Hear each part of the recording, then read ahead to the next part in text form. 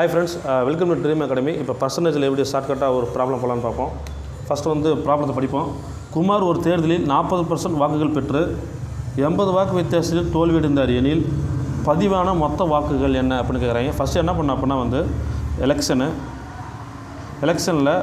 2 பேர் நிற்கிறாங்க. அதாவது ஒருத்தர் குமார், இன்னொன்று வந்து அன்னோன், யாருன்னு தெரில. ஸோ எக்ஸ்னு போட்டுக்கிறேன்.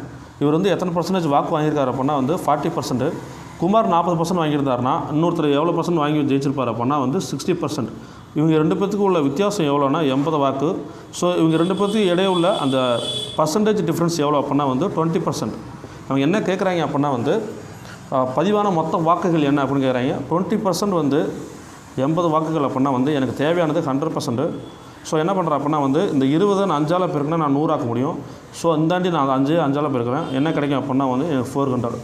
ஸோ பதிவான மொத்த வாக்குகள் எனக்கு எத்தனை அப்படின்னா வந்து 400 வாக்குகள்.